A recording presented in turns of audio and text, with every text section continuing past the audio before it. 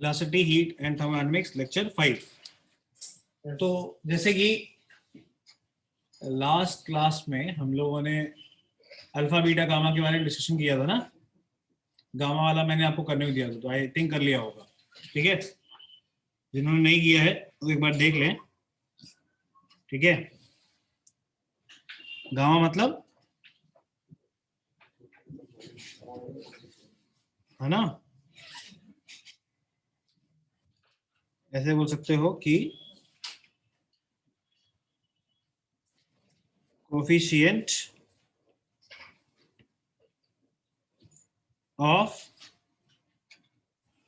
Volume expansion, coefficient of volume expansion. ठीक है, इसका सिंबल हो गया गामा। सिंबल है गामा। इसमें सिंपली आपके पास एक क्यूब होगा। ठीक है,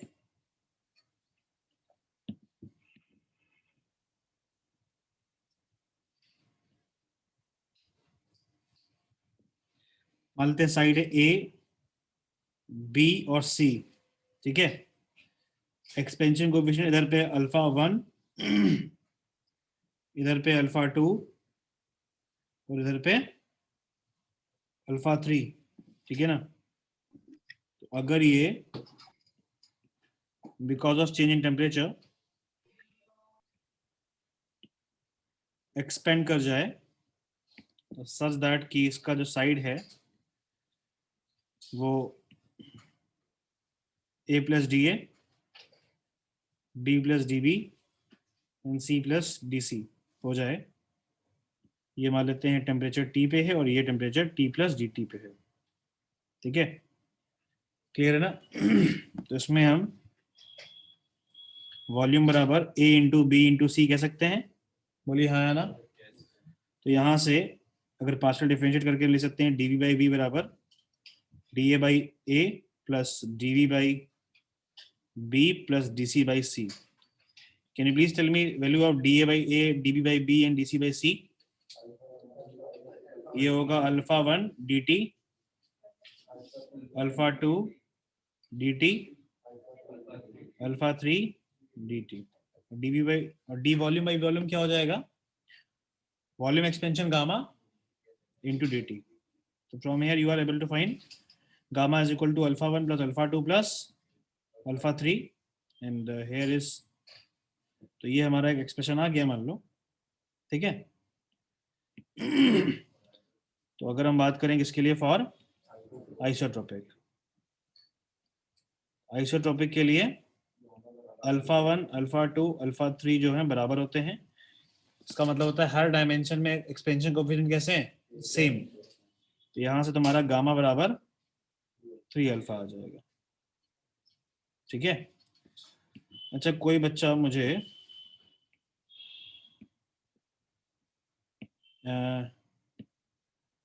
बिना सॉल्व किए वॉल्यूम एक्सपेंशन ऑफ सिलेंडर बता सकता है? बिना सॉल्व किए।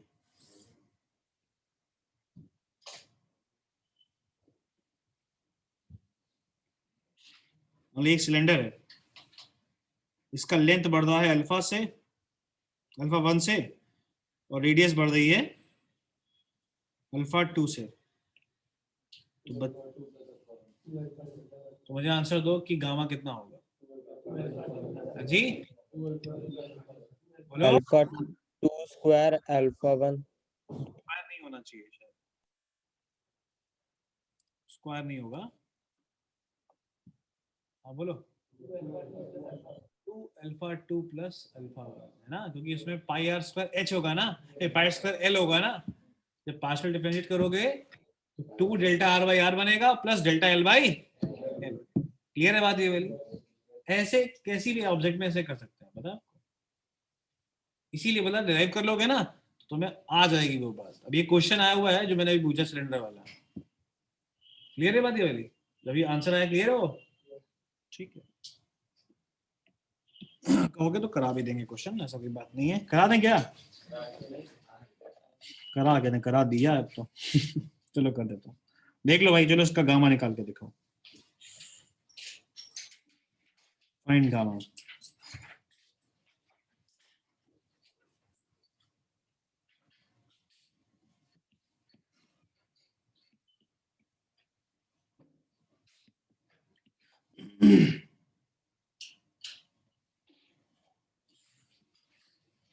इसका अल्फा वन जो है वो रेडियल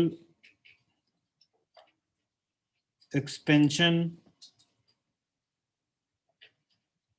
कोफिशिएंट है, और अल्फा टू जो है वो लीनियर।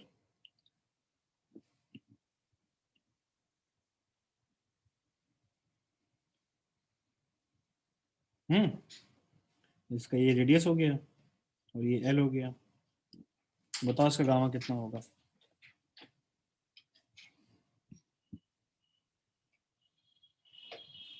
प्रोसेस एकदम सेम है जैसे ऊपर ड्राइव किया है कि वॉल्यूम बराबर पाई आर स्क्वायर एल। इसको आप पार्शियल डिफरेंशिएट करिए, देखिए क्या बनेगा।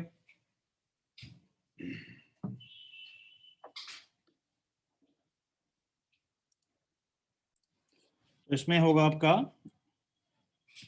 डायरेक्टली कर देता हूं, अगर पार्शियल डिफरेंशिएट करोगे तो कुछ ऐसा बन जाएगा 2 dr/r plus dl/l।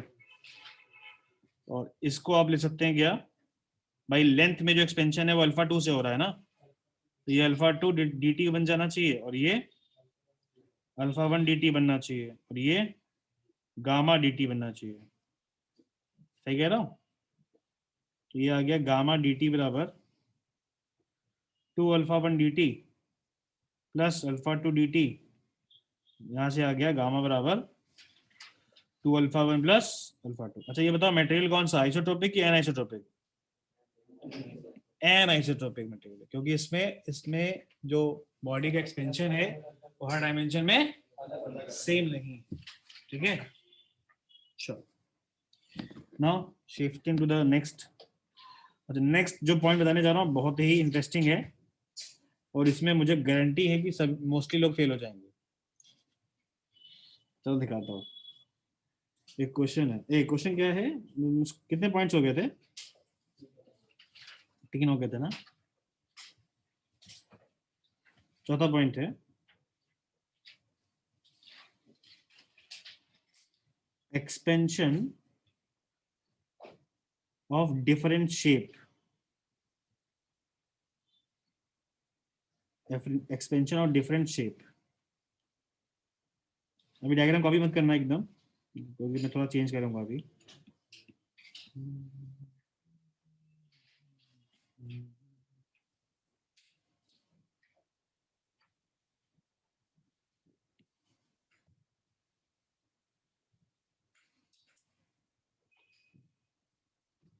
Diagram copy मत करना, मैं बोल रहा हूँ।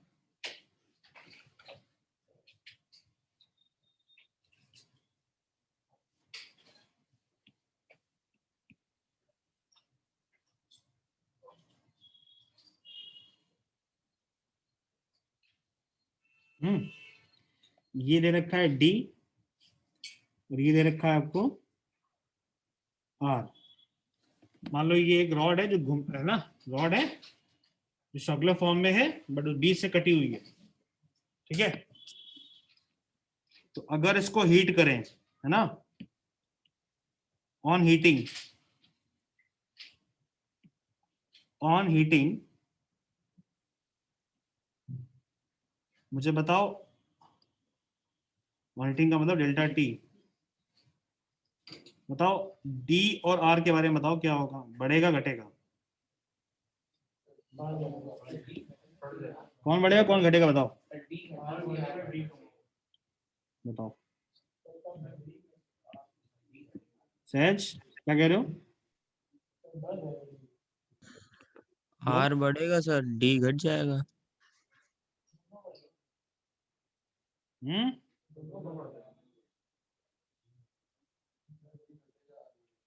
पक्का लॉजिक?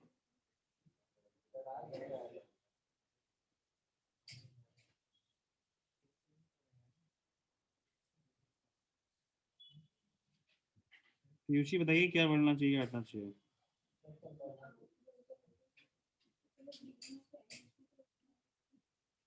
तुम बताइए आंसर बताओ।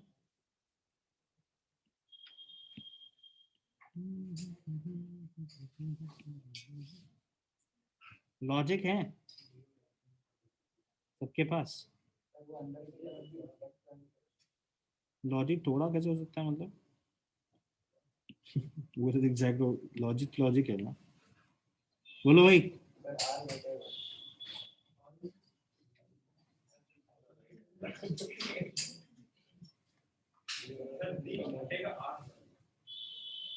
लो सब बता रहे हैं, कुछ ना कुछ तो बढ़ेगा कुछ ना कुछ घटेगा। चलो बताओ भाई।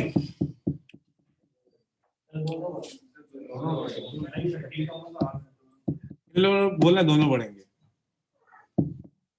उनको आज होमवर्क देंगे हम कुछ एक्स्ट्रा 5 बार लिखने को। हाँ दोनों बढ़ेंगे। सही है दोनों बढ़ेंगे। डी भी बढ़ेगा और आर भी बढ़ेगा। डी भी इंक्रीज करेगा और आर भी इंक्रीज करेगा। एक्चुअली इसका एक्सपेंशन पूरा होगा ना, मतलब हर मॉलिक्यूल्स के बीच में वाइब्रेशन पूरी बॉडी में हो रहा होगा ना, तो हर डिस्टेंस बढ़ रही होगी। आई थिंक वो जो एक्सपेंशन होगा ना, जैसे आप अगर, मैं आपको एक चीज दिखाता हूँ समझना। मान लो ये मैंने एक फोटो ली यहाँ पे और यहाँ पे इसको पेस्ट कर दी है ना ये। अब अगर मैं इसको कंपेयर करके ऐसे दिखा रहा हूँ बगल बगल है ना। अब सोचो एक्सपेंशन करने का अगर मैं इसका जूम करूं तो क्या होगा। मैं जूम करने को बोल रहा हूँ तो क्या होगा, मतलब एक्सपेंशन का मतलब पूरी बॉडी एक्सपेंड कर रही है ना इन शॉर्ट। तो अगर मैं इसको जूम करूं मान लो ज्यादा हो गया, तो ये स्ट्रक्चर आ रहा है। और जरा अब दोनों कंपेयर करो डी को, देखो ये डी ज्यादा है तो आर भी, तो इसका मतलब क्या हो गया, who is increasing, both are increasing. D is also increasing and R is also increasing. इधर जवाब दो। अगर टेम्परेचर बढ़ाएंगे ऑन हीटिंग, ये ए, अच्छा समझ लो है क्या, ये क्या है पता है, ये एक रेक्टेंगुलर शीट है। उस शीट से एक सर्कुलर डिस्क कट कर ली है मैंने और एक रेक्टेंगुलर लेमिना कट कर लिया है। ठीक, और अब अगर मैं हीट करूं तो मुझे जवाब दो कि ए बी और सी में डिफ क्या कौन बढ़ेगा कौन घटेगा, बताओ। तीनों बढ़ेंगे, अगेन वही थ्योरी लगेगी। अगर मैं यहाँ पे इसका इमेज लेके जूम करूं उसको ना, तो तीनों में इसमें दिखेगा मैं एक्सपेंशन। ठीक है ना।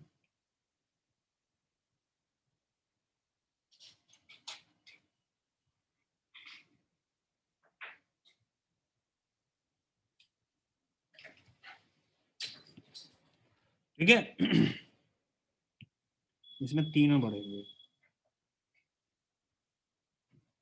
अगर मैं इसको फिर से एक बार लोग समझाने के लिए आपको कॉपी करके दिखाऊं, तो ये एक्चुअल है।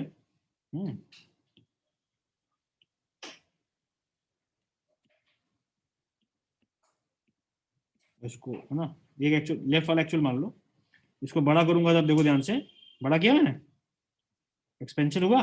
और उसके ऊपर लाऊंगा जब मैं, देखो सर्कल ही बड़ा हो गया, रेक्टेंगल ही बड़ा हो गया, देखो ऊपर सी वो भी बड़ा हो गया। समझे ना बात। सी कंपेयर करो, सी बड़ा है ना।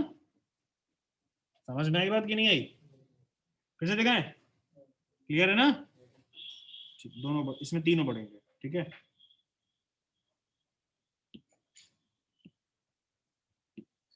तो इस तरीके से तुम्हें जज करना पड़ेगा कि कौन सा शेप कैसे एक्सपेंड कर रहा है ना। एक और बताएं, इसका आंसर तो मुझे पक्का पता है कि तुम लोग नहीं दे पाओगे, फिर भी कोशिश कर लेते हैं।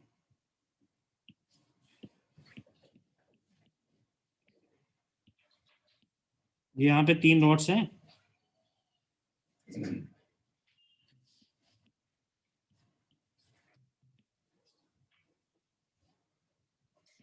ये क्या बना हुआ है बताओ?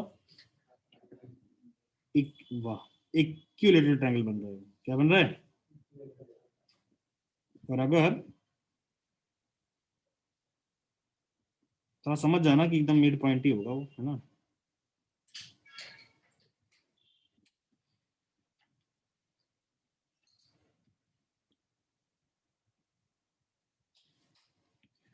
अभी इसके लिए, इसके बारे में बताओ, अगर मैं इस लेंथ को y बोल दूं, वो थीटा लिखा हुआ है, ठीक है।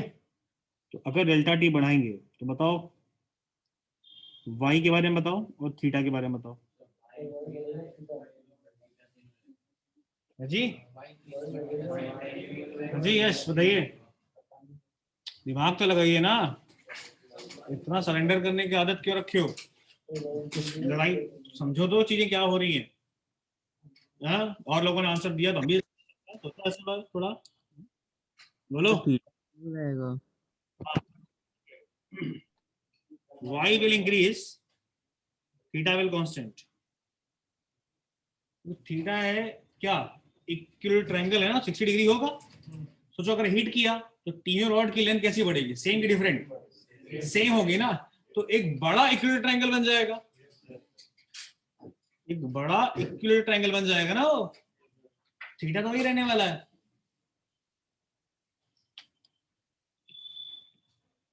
ठीक है। नोट कर लिया था? Physics is only about common sense, not only, मतलब अगर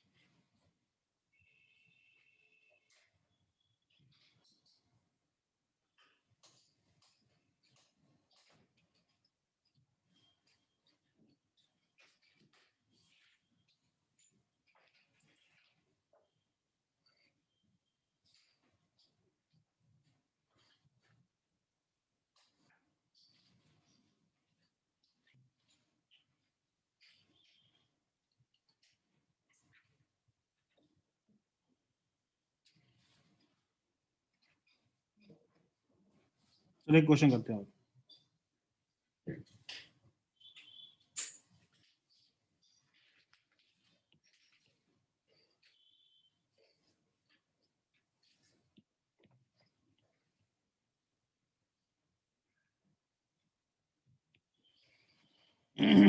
पढ़िए और करिए।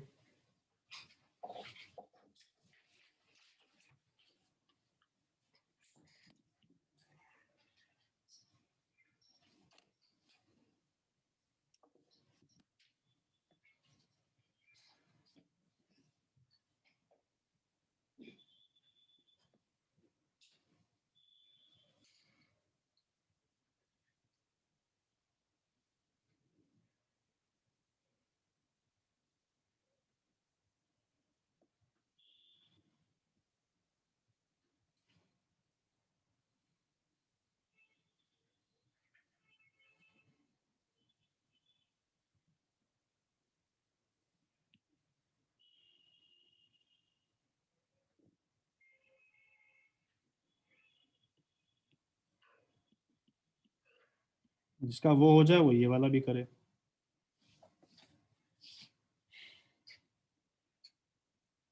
ठीक है,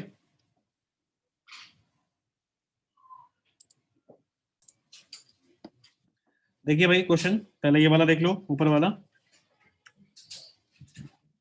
कंपोजिट रॉड वाला, ठीक है। तो इसमें अगर आप ध्यान से देखेंगे तो जैसे आपके पास मान लीजिए ये एक रॉड है, ठीक है। इस रॉड का लेंथ 50 है। मैं एक काम करता हूँ, L1 मान लेता हूँ। L1 है, एक्सपेंशन कोएफिशिएंट अल्फा 1 है, ठीक है। देयर इज अनदर रॉड, जिसका लेंथ L2 है और एक्सपेंशन कोएफिशिएंट अल्फा 2 है, ठीक है, क्लियर है बात। अब दोनों को अगर हम ज्वाइन कर दें तो इससे कंपोजिट रॉड बन रही है, ठीक है, क्लियर है। तो एक बात बताना जरा, जैसे सपोज करो अगर मैं डेल्टा टी टेम्परेचर बढ़ाऊं तो पहली वाली रॉड में कितना एलोंगेशन होना चाहिए, DL1 बराबर L1 अल्फा 1 डेल्टा टी, या DT लिख दो, तो डेल्टा टी लिख दो, चलो। दूसरे वाले में DL2 L2 alpha 2 delta T, clear है बात। और जब इनको हम कंपोजिट कर रहे हैं यानी मिक्स कर दे रहे हैं लाइक दिस, तो टोटल लेंथ अब हो गई है L1 प्लस L2, ठीक है।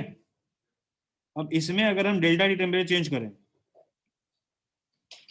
और इसका अल्फा हो गया अल्फा इक्विवेलेंट, क्या लिखोगे इसका डेल्टा एल, तो वो लिखोगे डेल्टा एल, या ऐसे लिखो डी लिख लो, DL1 प्लस L2 बराबर how much, L1 plus L2 alpha equivalent delta T. ये स्टेप बताओ क्लियर है कि नहीं, अगर ये स्टेप नहीं क्लियर तो मुझे बताओ भाई। अगर मैं टोटल लेंथ ये मान रहा हूं इनिशियली, दोनों को सम करा, टेम्परेचर नहीं बढ़ाया अभी, तो ये लेंथ है।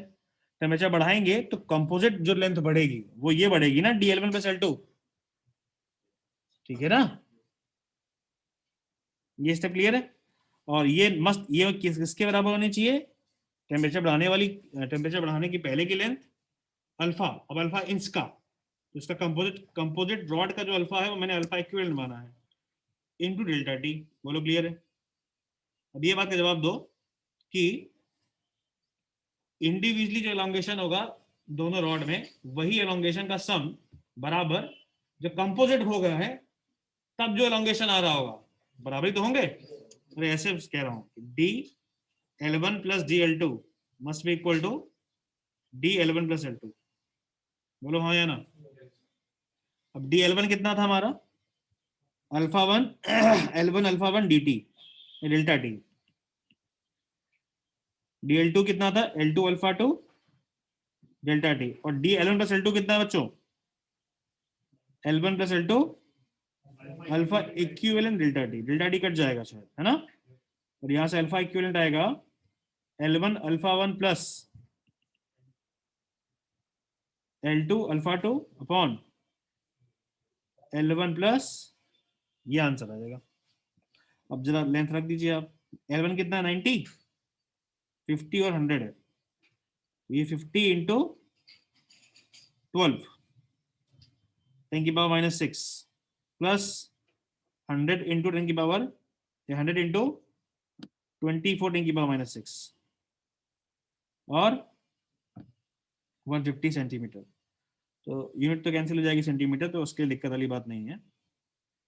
तो अभी कितना आ जाएगा, 10 की पावर -6 बाहर आ जाएगा, 60 प्लस 240 बाई 15, तो शायद ये 20 आएगा। तो 20 इंटू 10 की पावर -6 आ रहा है। और वो कितना निकाला पहला वाला पार्ट, जिसमें पूछा था लेंथ बताओ, वो कितना आया था 0.24। L1 कितना लिखोगे, L1 अल्फा 1 डेल्टा टी। तो चेंज टेम्परेचर दे रखा है क्या हमको, 100 है जी, 80 है सर चेंज इन टेम्परेचर। बाद में 100 हो गया, ओके। तो ये कितना आ गया,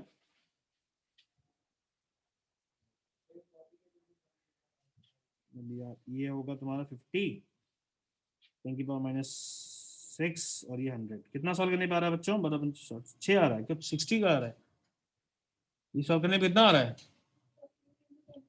ये पक्का।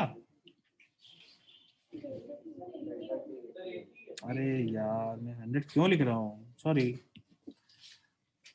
अभी 40 आएगा, ठीक है, बताओ, बोलो बच्चा।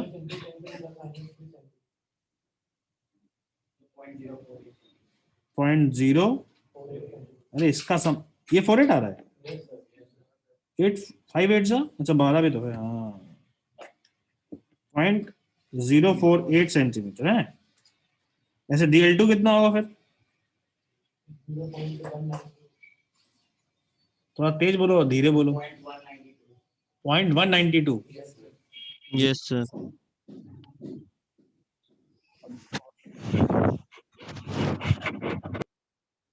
माइक थोड़ा दूर रखो। टोटल लेंथ जो आपकी बढ़ गई है, दोनों का सम हो गया शायद, कितना आ जाएगा यार ये?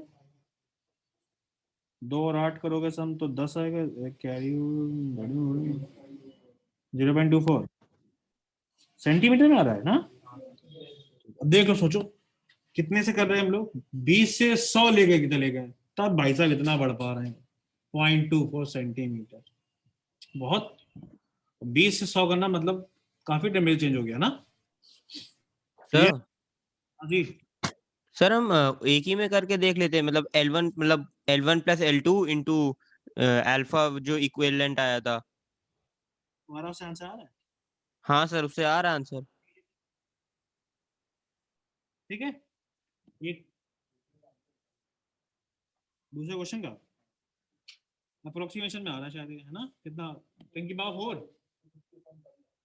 5। और देख देख के करते हैं, मतलब देख लेते हैं। ठीक है, आगे बढ़े। ये क्वेश्चन क्लियर है? तो ये डेल्टा एल हो गया, टोटल चेंज इन लेंथ। तो अगर आपसे कोई एल फाइनल पूछेगा तो क्या लिख सकते हो आप लोग? 150.24 सेंटीमीटर। हाँ या ना? ये कंपोजिट है। ठीक है, अगला जो क्वेश्चन था वो भी देख लेते हैं। अच्छा क्वेश्चन है ये, बड़ा इंटरेस्टिंग है ना। एक एल्युमिनियम शीट है, उसमें एक होल है, और उस होल का डायमीटर गिवन है 2 मीटर। ठीक, क्या है? एक एल्युमिनियम की शीट है, उसमें एक होल है, उसका डायमीटर गिवन है 2 metre, horizontally mounted on a stand. On to this hole एक आयरन स्फीयर प्लेस करा गया है, इसका डायमीटर कितना है बड़ो? तो क्या वो स्फीयर उस होल से पास हो पाएगा देवांश? कौन सा होल, कौन सा स्फीयर? क्वेश्चन नहीं पढ़ दो ना यार, जब मैं बोल रहा हूं, मैं जब समझा रहा हूं ना, तो बहुत ध्यान से देखा करो, नहीं तो को समझाना बंद कर दे। जैसा आप बताओ, ध्यान से देखो, सुनो मैं क्या कह रहा हूं। 2 मीटर, 2 कौन है मीटर का होल है, और 2.004 सेंटीमीटर का डायमीटर का स्फीयर है, और वो उस होल के ऊपर रखा है। बताओ पास हो पाएगा उस, क्या वो स्फीयर होल से पास हो पाएगा? क्यों नहीं हो पाएगा? क्या? हाँ भाई, होल का डायमीटर कम है, अटक जाएगा भाई, अटक जाएगा। ठीक है, अब ध्यान से, बड़ा इंटरेस्टिंग क्वेश्चन है ये। मतलब शीट एल्युमिनियम की है और sphere.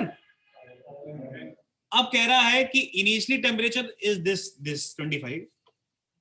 Find at what temperature iron sphere will fall down, fall down through the hole in sheet। तो ऐसा कब हो सकता है? जब दोनों का रेडियस जस्ट इक्वल हो जाए। अच्छा, ऑन हीटिंग एल्यूमिनियम भी बढ़ेगा और आयरन भी बढ़ेगा। ठीक, अब जरा एक चीज और, एक डेटा देखो जरा से। एक्सपेंशन ऑफ एल्युमिनियम, एल्युमिनियम का जो एक्सपेंशन कोएफिशिएंट है वो ज्यादा है कंपेयर टू आयरन, तभी हो पा रहा है। अगर कहीं उल्टा होता तो क्या होता?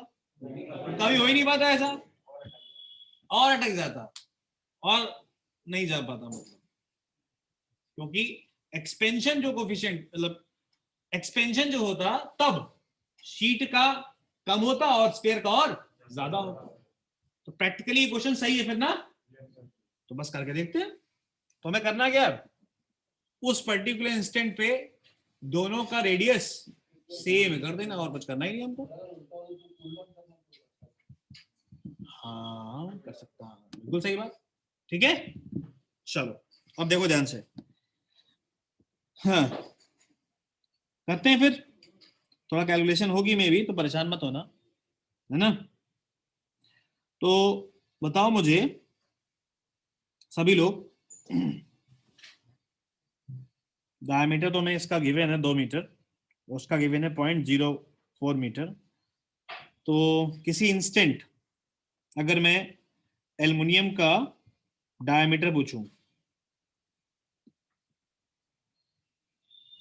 तो मैं क्या लिखूंगा?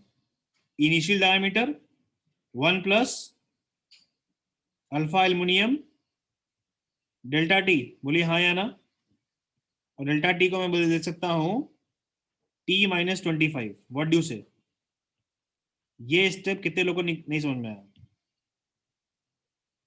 अरे डायमीटर में एक्सपेंशन तो लीनियर एक्सपेंशन हो गया ना, नहीं समझ में आया बात? डायमीटर एक्सपेंशन क्या है? लीनियर एक्सपेंशन ही तो हुआ। ये स्टेप क्लियर है कि नहीं? जल्दी बोलो। सिमिलरली ऑन चेंजिंग टेम्परेचर, जो डायमीटर ऑफ आयरन शीट, एक मिनट उल्टा तो नहीं करा क्या? हाँ ठीक है, iron sphere not sheet, iron sphere अगर लिखें तो वो क्या लिखेंगे? 2.00, ये किसका लिख रहा हूं मैं? हाँ ये स्फेयर का लिख रहा हूँ, ठीक है, शीट नहीं है। Okay, 2.004 1 plus alpha iron into T-25। अब दोनों को क्या करना है? बस इक्वेट करा दो यार। 2 मीटर 1 प्लस अल्फा एल्युमिनियम बराबर 2.004, है ना, और 1 प्लस अल्फा आयरन। कुछ स्टेप में दिक्कत हो रही है? क्यों भाई, क्लियर है ना? अब इस इक्वेशन में बताओ क्या कितने अननोन है? How many unknowns are there in this equation? कौन? Temperature T. अब इसको सिंप्लीफाई कर लेना भाई, ये हम ना कराइए, बड़ा बहुत है, करा दें क्या? कर लेंगे सर। दोनों की अलग अलग किसकी इक्वेशन?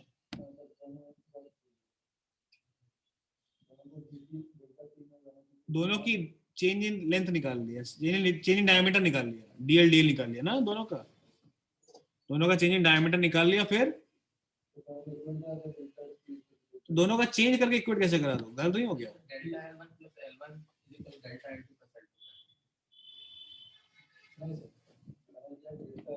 नहीं, किसको? इसी क्वेश्चन की बात करो ना, अभी लेंथ नहीं डायमीटर बोल रहा।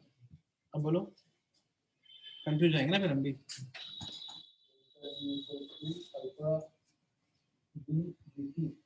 अच्छा तो तुमने ये किया कि चेंज इन डायमीटर प्लस, है ना, प्लस, प्लस में क्या लिखा? तुमने दोनों में चेंज बराबर कर दिए ना, तो गलत नहीं हुआ? ठीक है, बराबर किया।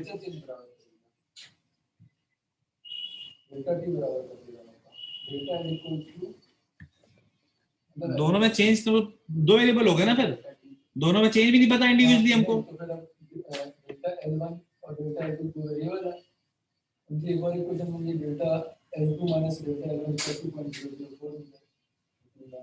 तो ये कैसे बता रहा तुम्हें? तो मतलब दोनों में चेंज इन डिफरेंस होना चाहिए, 0.04 ही होना चाहिए, तो इनिशियली है ना फिर। सर सर मैंने भी इसी तरीके से किया था सर।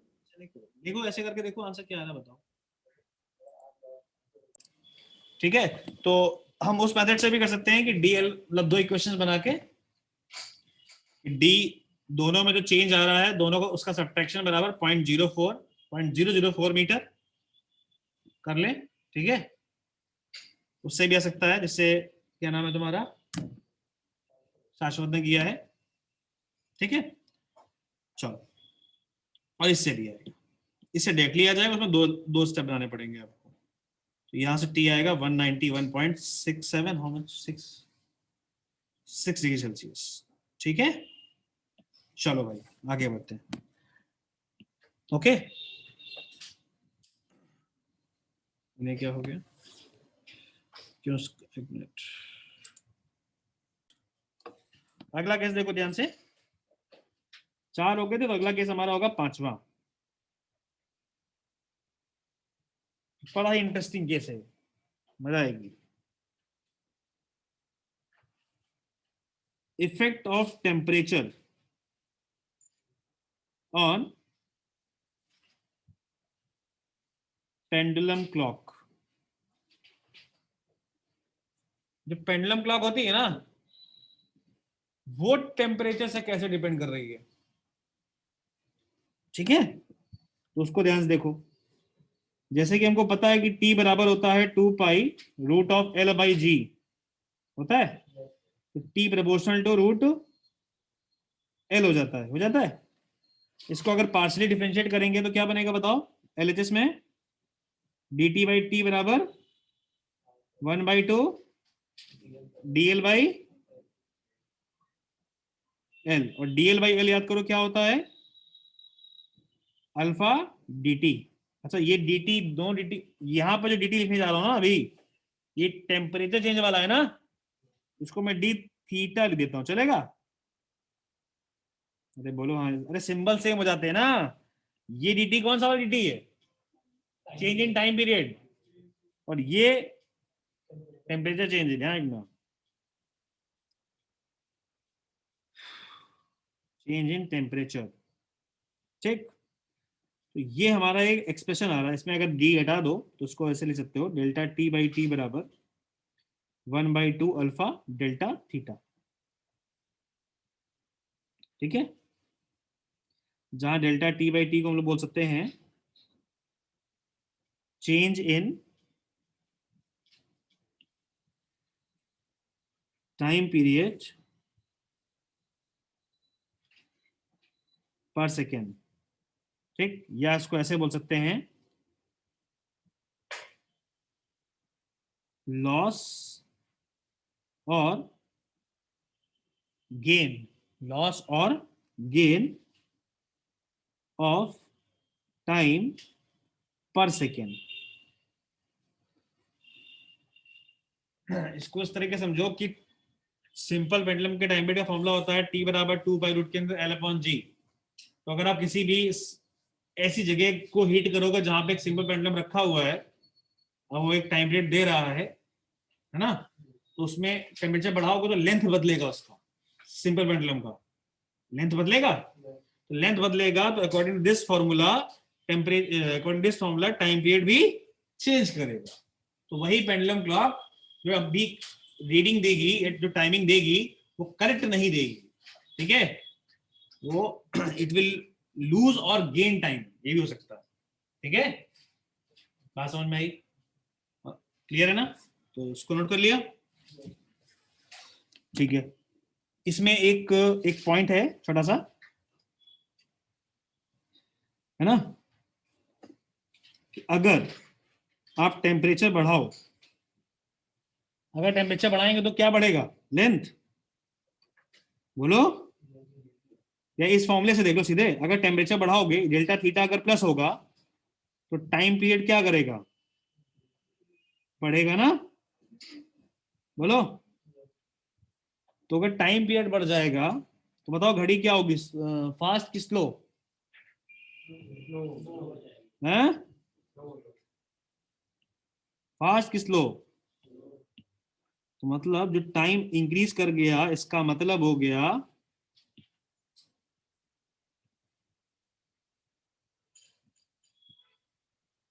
कि दैट मीन्स टाइम लूजेस, यानी स्लो डाउन, है ना। मतलब जिस एग्जाम हॉल में पेपर लिख रहे हैं 3 घंटे का, वहां सिंपल पेंडुलम क्लॉक लगी हो, वहां का टेम्परेचर बढ़ा दो, है ना, जिससे कि कम से कम 3 घंटे वाला जो टाइम है वो 3.5 घंटे बन जाए। अरे नहीं होगा, मतलब ऐसे ही कनेक्ट करना चाहता था इसलिए ऐसे बोल दिया मैंने कि एक्चुअली जो 180 मिनट थे वो पेंडुलम क्लॉक से देखोगे तो काफी देर बाद दिखाएगा, काफी देर का मतलब थोड़ा टाइम गैप रहेगा, 10-5 मिनट का तो रहेगा ही मान लो। समझ में आ गई बात? और उसके टेम्परेचर चेंज बहुत 100 तो क्यों चाहिए फिर, ठीक है ना। एक पॉइंट और है इसमें, एक टेम्परेचर है, इसका नाम होता है कैलिब्रेटेड टेम्परेचर। सुना पहले इस वर्ड को कभी, क्या होता है? हैं?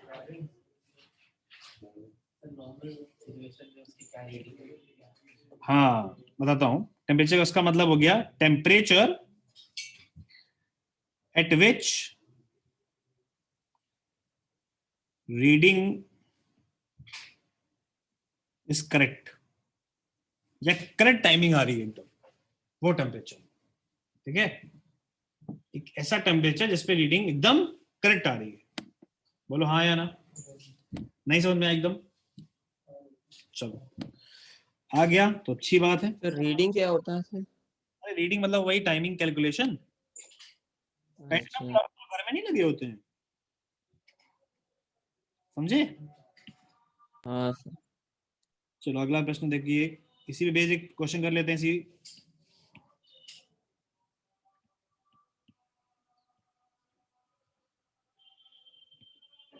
ये क्वेश्चन है आपका,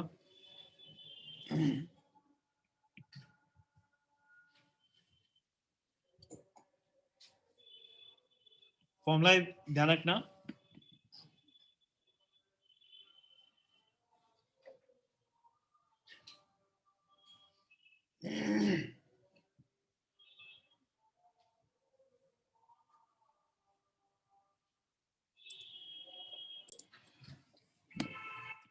देखिए भाई सभी लोग, जैसे कि हमारे पास जो फॉर्मूला है वो ये है कि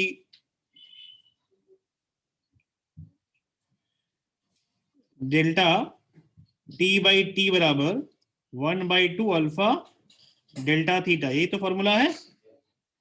इसी फॉर्मूले से सारा गेम होना है, ठीक है। तो पहले में लिखा है स्लो, तो ये जो टेम्परेचर 30 है और जो टेम्परेचर है कैलिब्रेटेड वाला, दोनों में कौन ज्यादा होगा? 30 की कैलिब्रेटेड, तो घड़ी स्लो होती है हाई टेम्परेचर पे, ठीक है। तो ये आएगा 10 सेकेंड अपॉन 24 इंटू 3600 बराबर 1/2। तो हु इज ग्रेटर, कैलिब्रेटेड की,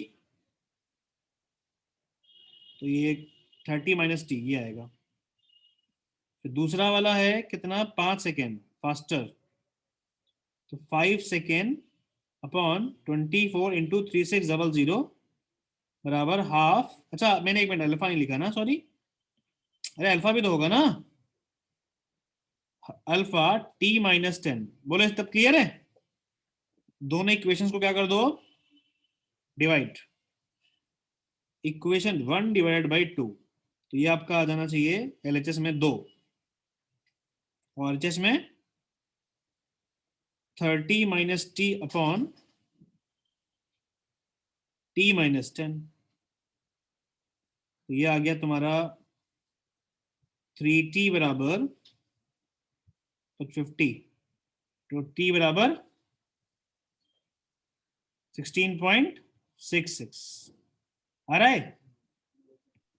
अगला सर पार्ट, जी बोलिए। सर आपने टोटल टाइम 24 आवर्स लिया है सर। सर वैसे तो क्लॉक में 12 आवर्स होता है वैसे, अगर मतलब देखेंगे तो। आपका बात समझ में आ गया है ना। देखिए यहाँ तो पॉइंट, वैसे तो कोई फर्क नहीं पड़ेगा उसका सर। अच्छा हाँ सर, ठीक है, सॉरी सर।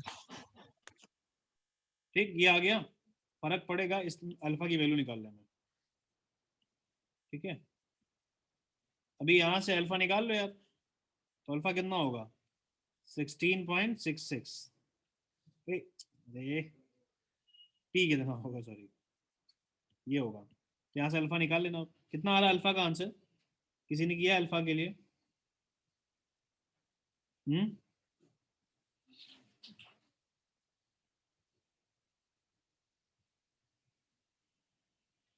अल्फा का तुम्हारा आंसर है, मैं लिख देता हूँ, 1.8 10 की पावर -5 पर degree Celsius, this the answer, ठीक है। बताओ इतना क्लियर है कि नहीं?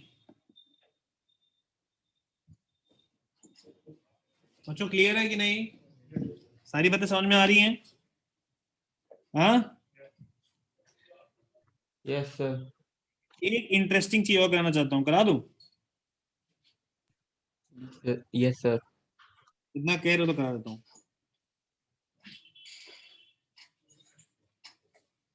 केस 6, ये क्लॉक वाले क्वेश्चन बन जाएंगे ना?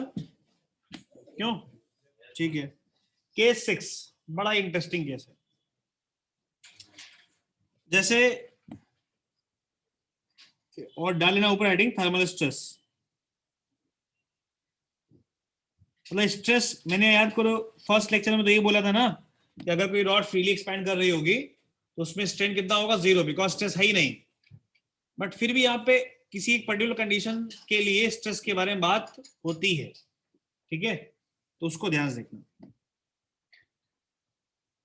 जैसे मान लेते हैं हम लोग, हमारे पास ये एक रॉड है,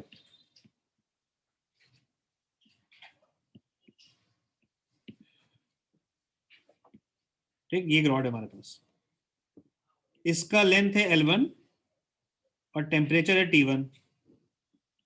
फिर एक और रॉड है मेरे पास, या एक और रॉड ना करो, सीधे सीधे इसका लेंथ बढ़ा दो, एक टेम्परेचर बढ़ा दो, और टेम्परेचर कर दो कितना? T2। तो लेंथ कितना हो जाएगा? L2। ठीक, तो इससे हमारा शायद चेंज इन लेंथ निकल आएगा, आई थिंक। क्यों?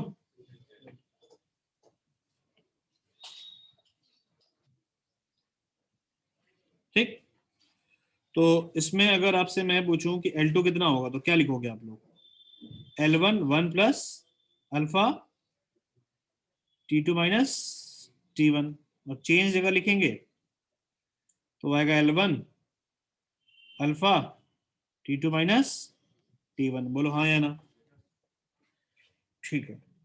अब एक चीज बताना जरा, अब यही प्रोसेस दोबारा कर रहा हूं, बड़ा इंटरेस्टिंग बात है, लिखना नहीं, लिखोगे तो फिर मजा खत्म। अरे समझो,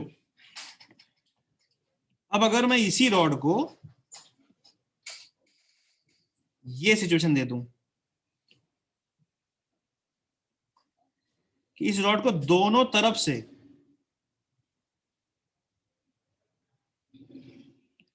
रिजिड सपोर्ट से बांध दे, मतलब रिजिड सपोर्ट के बीच में इसको रख देता हूं, तो दीवार है मान लो ऐसे, देयर आर 2 वॉल्स, ठीक है? ये टेम्परेचर T1 है। अब अगर मैं टेम्परेचर कर दूं T2, क्या कर दूं?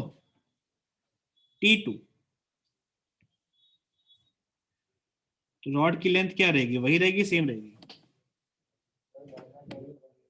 हाँ, बढ़ना चाहेगी लेकिन बढ़ नहीं पाएगी। समझ में आई बात? तो इसका मतलब इसका मतलब क्या हो पता है? इसको थोड़ा सा उल्टा तरीके सोचना। उल्टा सोचो, कैसे? एक रॉड थी जो मैं टेम्परेचर बढ़ाया, एक रॉड फ्री रॉड थी, तुमने टेम्परेचर बढ़ाया, वो बढ़ गई। अब तुमने उसी जगह लाके उसको फंसाई, तो फंसाने के लिए क्या करना पड़ा? उसको दबाना पड़ा। अब इस एग्जांपल में हम लोग दबा रहे हैं, बट वहां पे कौन दबा रहा होगा? वॉल दबा रही हो। तो ये स्ट्रेस है यहाँ पे। अच्छा, स्ट्रेन कितना होगा इस केस में? वेरी गुड, एकदम गलत जवाब। स्ट्रेन 0 नहीं होगा। कारण क्या है? स्ट्रेस स्ट्रेन का कंसेप्ट कब आ रहा है? जब ये मान के समझ रहे हैं कि वो थर्मल के कारण एक्सपेंड हो गई थी और फिर वॉल ने उसको कंप्रेस किया। समझ रहे हो? तो ये जो लेंथ है ना, यही स्ट्रेन है, यही चेंज इन लेंथ है। मतलब कुछ नहीं आया समझ में ना, क्या कह गए सर? समझी भी नहीं समझ गया सर। है ना? प्रोसेस क्लियर हुआ? सही बात। देखो प्रोसेस समझना क्या है इसमें, एक रॉड है, उसको आपने हीट किया तो एक्सपैंड करनी चाहिए ना, लेकिन ये दो दीवार के बीच में है तो एक्सपैंड नहीं कर पा रही है। तो ऐसे मान के करो कि मान लो दूसरी साइड फ्री है और एक्सपैंड कर गया, हाँ? फिर एक वॉल लाए हम जिसने वही लेंथ वापस से कर दी, वापस से इसको कंप्रेस करके वही लेंथ ले आया इनिशियल वाली L1। तो वॉल ने इसको कंप्रेस किया ना, तो वॉल एक डिफॉर्मिंग फोर्स लगा रहा है ना, तो देयर इज स्ट्रेस और there is change in length जो कि घट गया है। टेक्निकली यहाँ पे लेंथ क्या हो गया, डिक्रीज कर दिया है। क्या आपको मेरी बात समझ में नहीं आ रही है? धन्यवाद। तो बस यहीं पे हमको वही बात करनी है थर्मल स्ट्रेस के बारे में। तो स्ट्रेस के लिए फॉर्मूला तो बताइए सभी को शायद, स्ट्रेस स्ट्रेस बराबर y इंटू स्ट्रेन। तो यहां से क्या आ गया,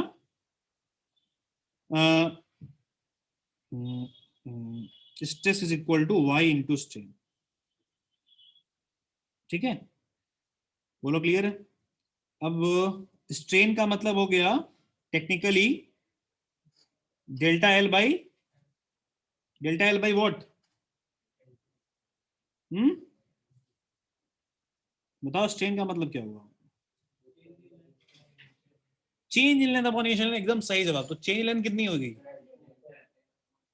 चेंज इन लेंथ कितनी हो गई, जल्दी बोलो। Delta L upon L2।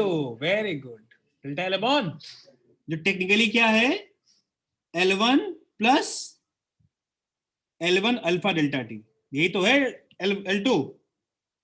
बोलो हाँ या ना? तुम लोग एकदम ब्लैंक हो जाते हो, पता है। अरे इस L1 का मल्टीप्लाई कर दो तो यही तो आएगा कि L1 plus L1 alpha delta T, यही तो आएगा। कुछ समझ में नहीं आ रहा सर क्या करा रहे हैं, बताओ। धन्यवाद। तो यहां से डेल्टा एल बाई L1 और ये आ गया 1 plus L1 alpha delta T. बोलो हाँ या ना? एक मिनट, मैंने कॉमन कर लिया तो फिर क्यों लिख दिया अंदर? ठीक है, सॉरी। ये समझ में आ गया? तो ये स्ट्रेन आ गया, तो जरा वहां रख दो वैल्यू। तो स्ट्रेस बराबर y की वैल्यू हमारी आ रही है ए y, तो y होगा यंग मॉडुलस है। स्ट्रेन हमारा आ रहा है delta L upon L1 1 plus alpha delta T. ये स्टेप क्लियर? नहीं क्लियर? वेरी गुड, शाबाश। अब सुनो, इस ये तो हमारा स्ट्रेस का फॉर्मूला आ गया भाई, ये थर्मल स्ट्रेस हो गया भाई। ठीक है, there is one more thing. Stress हमको पता है कि फोर्स के कारण आता है, तो यहाँ पे इस थर्मल स्ट्रेस के कारण जो फोर्स आ रहा है, वो फोर्स का एक्सप्रेशन निकालना है तो फोर्स अपॉन एरिया करना पड़ेगा हमको। तो भाई यहां से y delta L upon L1 1 plus alpha delta T आ गया यहाँ पे। ठीक है, तो F बराबर कितना आ गया, y डेल्टा एल, हाँ y a, sorry y a delta L upon L1 1 plus alpha delta T. बोलो क्लियर है? जहां पे डेल्टा एल को हम लोग क्या बोल सकते हैं, L1 अल्फा डेल्टा टी, हाँ T2 minus C1 delta T. बोलो हाँ या ना? ये एक हमारा एक्सप्रेशन है। ठीक, अब इसमें एक अप्रोक्सीमेशन यूज करते हैं, क्या, for very small value of alpha we can say alpha delta T is very less than 1। तो 1 प्लस अल्फा डेल्टा टी की जो वैल्यू है अप्रोक्सीमेशन में किसके बराबर हो जाएगी, 1 के बराबर। समझ में आई बात? तो वही एक्सप्रेशन यहां पर आ जाएगा finally, y a delta L की वैल्यू पुट कर दो यहां पर फिलहाल अभी, ये आ गई अपॉन L1 से L1 निकल गया, F आ गया y a alpha delta T. ठीक है, और अगर हम ऊपर वैल्यू पुट कर देते ना यहाँ पे, तो ये हम लोग लिखते हैं y a alpha delta T upon 1 plus alpha delta. अरे हम ये वैल्यू पुट कर देते हैं यहाँ पे। ठीक है, तो ये वैल्यू होती है एग्जैक्ट, ये वैल्यू क्या आती है, एग्जैक्ट वैल्यू आती है, और ये आती है अप्रोक्सीमेशन में। तो सोचो अगर एक क्वेश्चन दे दे तुम्हें और कह दें कि थर्मल स्ट्रेस के कारण जो फोर्स आ रहा है वो निकाल के दिखाओ, और उसमें ऑप्शन एक ये भी दे दें और ये भी दे दें, कौन सही होगा फिर? ऊपर वाला, क्योंकि ये विदाउट अप्रोक्सीमेशन एग्जैक्ट आंसर है, ये अप्रोक्सीमेशन में है। बोलो हाँ या ना? नहीं समझ में आया ना? ठीक है, तो फिर आज के लिए बच्चों इतना ही है।